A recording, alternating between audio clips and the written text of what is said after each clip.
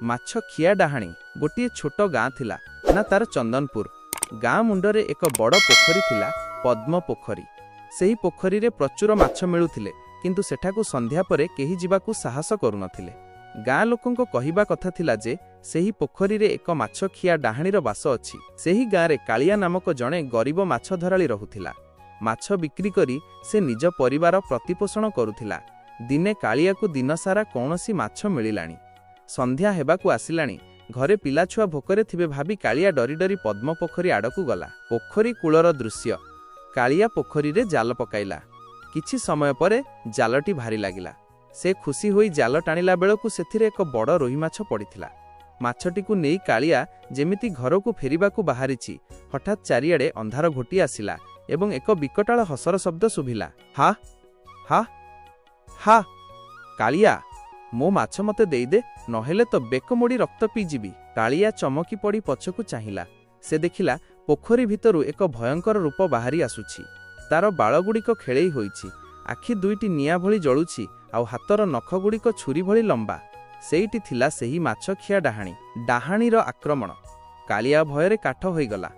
ଡାହାଣୀଟି ପବନରେ ଭାସି ଭାସି ତାର ପାଖକୁ ଆସିଲା ଏବଂ ତାର ଲମ୍ବା ଲାଲ ଜିଭ ବାହାର କରି ମାଛଟିକୁ କାଳିଆ ହାତରୁ ଝାମ୍ପି ନେଲା।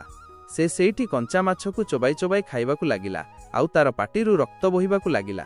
ଡାହାଣୀଟି କହିଲା, ଆଜି ମୋର ବହୁତ ଦିନ ପରେ କଞ୍ଚା ମାଛ ଖାଇ ଶୋଷ ମେଣ୍ଟିଲା, କିନ୍ତୁ ମୋ ମନ ଭରିନି। ଆସନ୍ତା କାଲି ସନ୍ଧ୍ୟାରେ ମତେ ଆଉ ଏକ ବଡ଼ ମାଛ ଦେବୁ, ନହେଲେ ତ ପରିବାରକୁ ମୁଁ ଜୀବନ୍ତ ଖାଇଯିବି। ବୁଦ୍ଧିଆ କାଳିଆର ଉପାୟ। କାଳିଆ କୌଣସି ମତେ ଜୀବନ ବିକଳରେ ଦୌଡ଼ି ଘରକୁ ପଳାଇ ଆସିଲା। ସେ ସାରା ରାତି ଶୋଇପାରିଲାଣି। ପରଦିନ ସେ ଗାଁର ଜଣେ ବୃଦ୍ଧ ଗୁଣିଆ ପାଖକୁ ଗଲା ଏବଂ ସବୁ କଥା କହିଲା। ଗୁଣିଆ ଜଣକ କାଳିଆକୁ ଏକ ଉପାୟ ବତାଇଲେ ଏବଂ କିଛି ମନ୍ତ୍ରପୁତ ସୋରିଷ ଓ ସିନ୍ଦୁର ଦେଲେ। ସନ୍ଧ୍ୟା ହେଲା। କାଳିଆ ପୁଣି ଏକ ବଡ଼ ମାଛ ଧରି ପଦ୍ମ ପୋଖରୀ କୂଳକୁ ଗଲା। ଡାହାଣୀଟି ପୂର୍ବପରି ବିକଟାଳ ରୂପରେ ପ୍ରକଟ ହେଲା ଏବଂ କହିଲା, ଆଣ, ମୋ ମାଛ ଆଣ। କାଳିଆ ସାହସ ସଞ୍ଚୟ କରି କହିଲା, ମାଉସୀ, ମାଛ ତ ଆଣିଛି, କିନ୍ତୁ ଆଜି ମୁଁ ଏହାକୁ ତେଲ ମସଲା ଦେଇ ଭାଜି ସ୍ୱାଦିଷ୍ଟ କରି ଆଣିଛି। ଥରେ ଖାଇ ଦେଖ।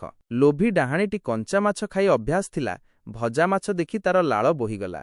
ସେ ଯେମିତି ମାଛଟିକୁ ଖାଇବାକୁ ପାଟି ପାଖକୁ ନେଇଛି, କାଳିଆ ସେହି ସମୟରେ ଗୁଣିଆ ଦେଇଥିବା ମନ୍ତ୍ରପୁତ ସୋରିଷ ଏବଂ ସିନ୍ଦୁରକୁ ଡାହାଣୀ ଆଖିକୁ ଲକ୍ଷ୍ୟ କରି ଫିଙ୍ଗିଦେଲା। ସୋରିଷ ବାଜିବା ମାତ୍ରେ ଡାହାଣୀ ଶରୀରରେ ନିଆଁ ଲାଗିଗଲା। ସେ ଯନ୍ତ୍ରଣାରେ ଚିତ୍କାର କରିବାକୁ ଲାଗିଲା, ଆରେ ବାପାରେ, ଜଳିଗଲିରେ, ମତେ ରକ୍ଷା କର।